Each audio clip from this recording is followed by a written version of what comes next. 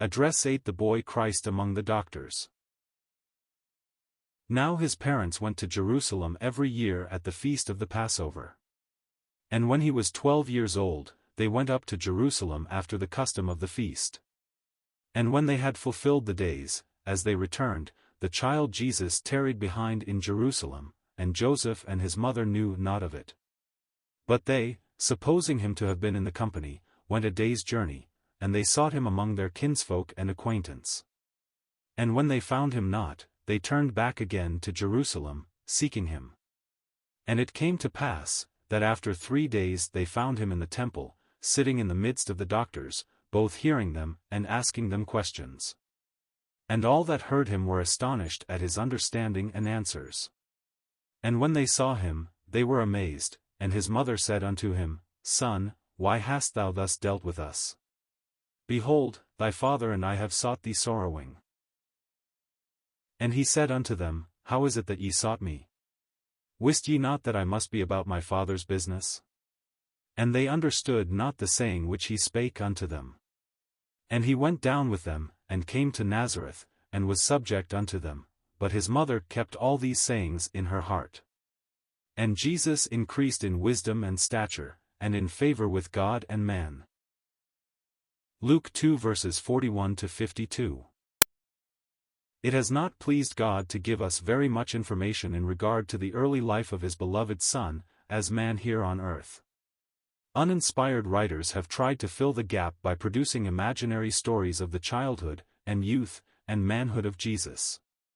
There are weird myths stating that he went off to India as a young man and there sat at the feet of Hindu yogis, and learned the art of healing, and such like rubbish. We may be sure none of these things is true.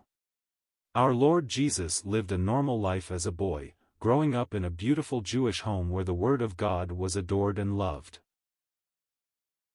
As a young man he worked at the carpenter's bench with his foster father, Joseph, and inasmuch as Joseph disappears from the picture in a little time and never seems to appear again, we are forced to the conclusion that he must have died while our Lord was quite a young man.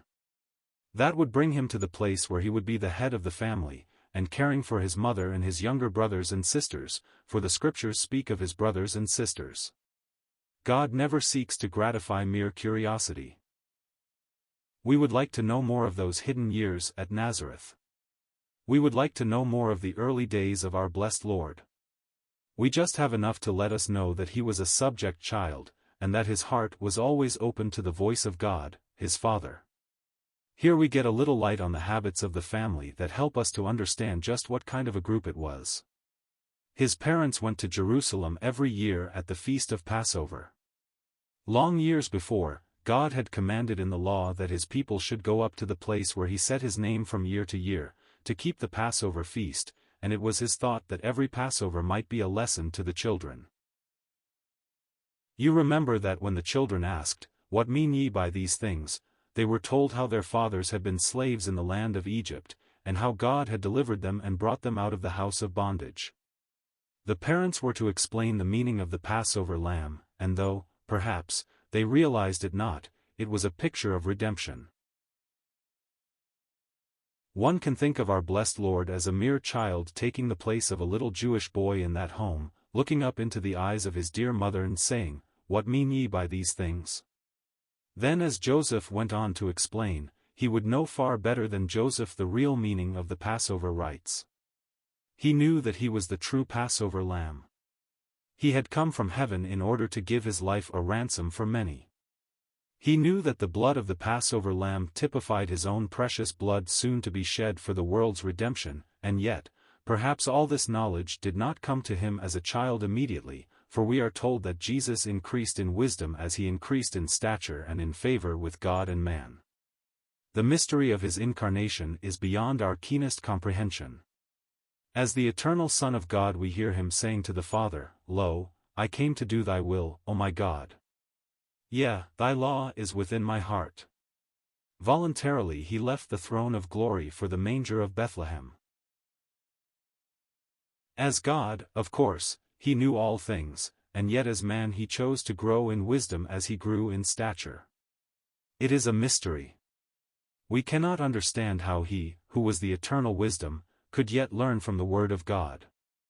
When we turn back to the prophet Isaiah, we hear him say, "He wakeneth morning by morning, he wakeneth mine ear to hear as the learned." Our Lord Jesus, as a little child, grew and studied the word of God.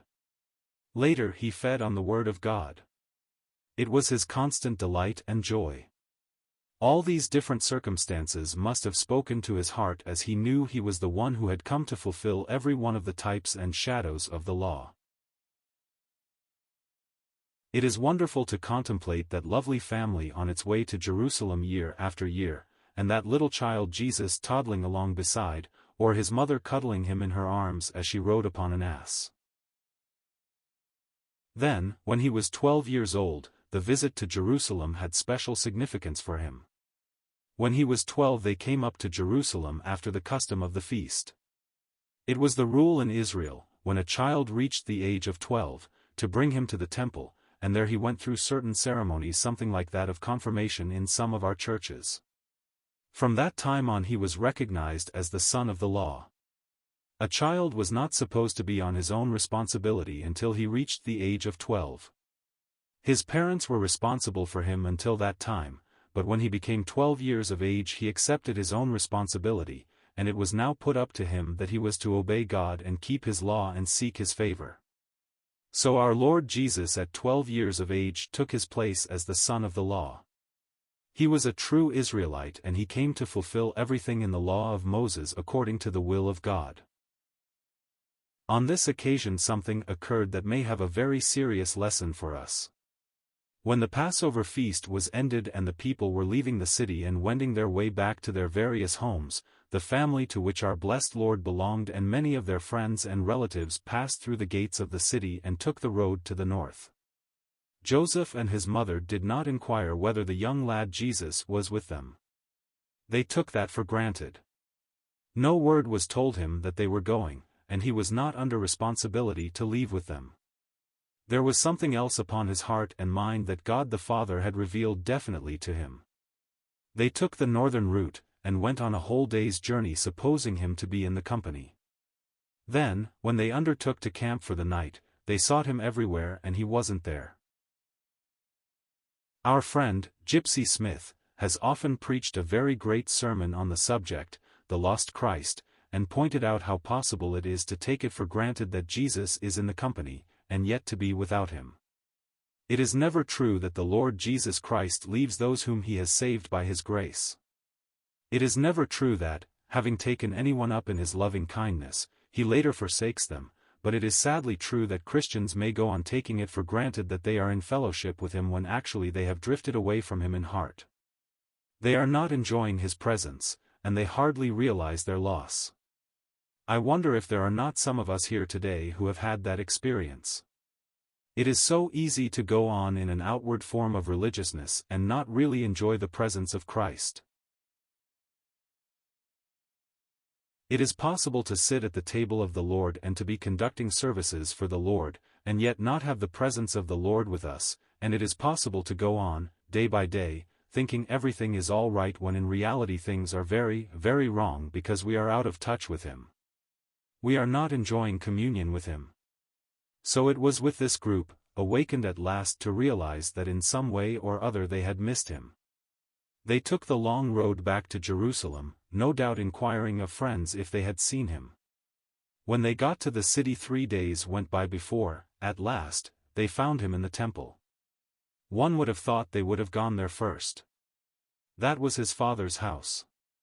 There he had professed his allegiance to the Lord God, because the one in whose name it was dedicated was so precious to his youthful heart. When the parents came they found him sitting in the midst of the doctors, both hearing them and asking them questions. Now notice this, there is no evidence of undue precocity and he is not an impertinent child. He is not sitting in the midst of the doctors teaching them, nor leaving his place as a child to try to instruct these older people. He has all the marks of a humble child. He is listening to them, hearing what the elders have to say, and asking them questions. They too, evidently, ask him questions. When they did he answered modestly and so wonderfully that they were amazed.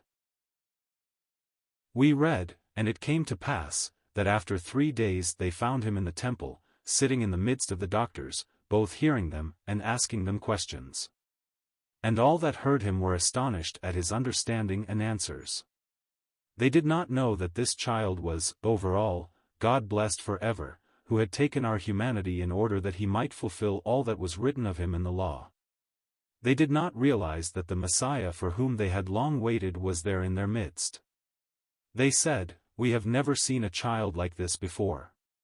He seems to know God so intimately. He knows the Scriptures so well, not merely the letter of the law, but the spiritual meaning of it." So they looked one upon the other in amazement as they heard his questions and listened to his answers. In this as in all else the Lord Jesus has left young people an example that they should follow. He left us an example of a man who went around doing good. Consequently when he was reviled he reviled not again, and when he suffered he threatened not. We have an example as a child, that children who have been brought to know their God and Father may follow in his steps.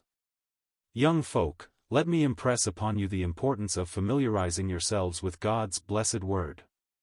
What you learn of this blessed book in childhood will abide with you through the years. Some of us have proven that. We took it as the man of our counsel in our early days when we read it over and over again, and how much it has meant to us throughout the years. In the desire to get an education and to become familiar with the events of the day, do not so give yourselves to other books that you neglect the Word of God. Feed upon His Word. See that you get some of it every day for your own soul. Don't be content to read a chapter at a time, but meditate when you read, and ask God to open it up to you by the Holy Spirit, and as you thus feast upon the Word you, too, will increase in wisdom, and in stature and in favor with God and man. You will be able, some day, to astonish those who do not know the secrets of the Lord, by your calmness, your restfulness of spirit in the midst of all the strife of earth, as you depend upon the living Word of God. Mary and Joseph came to the temple, and there they found Jesus, the boy Jesus, sitting in the midst of the doctors, interested as they discussed together the things of the Scriptures, and when they saw him they were amazed, and his mother said unto him, Son, why hast thou thus dealt with us? Behold, thy father and I have sought thee sorrowing. You cannot blame her for the seeming reproach in her words. She had never known him to be disobedient. He was perfect in all his ways. This was the first time perhaps that anything had occurred that had perplexed her in the bringing up of this child, this Holy One. Mary speaks of Joseph as his father because he took a father's place, but actually God was his only father. And he said unto them, How is it that ye sought me? Wist ye not that I must be about my Father's business? Did I ever say anything that would warrant your losing faith in me? Could you not trust me? Could you not count upon my doing the thing that was right? I wonder if that was not to remind her of that great mystery of 12 years back, when she, a virgin, had become the mother of a child who had no human father. She knew that he was the Son of God. She knew that his first allegiance was to God the Father. Why did she not understand? There is just a gentle reprimand here that might seem unkind if we did not understand who he was. It was he who was both God and man in one glorious person. We read in verse 50, And they understood not the saying which he spake unto them. It was something utterly beyond their comprehension. Then, we have the next part of his life, up to the time of the beginning of his public ministry, brought before us in just 2 verses. These 2 verses are all that God has been pleased to tell us of the hidden years before he came forth to proclaim his messiahship. And he went down with them, and came to Nazareth, and was subject unto them.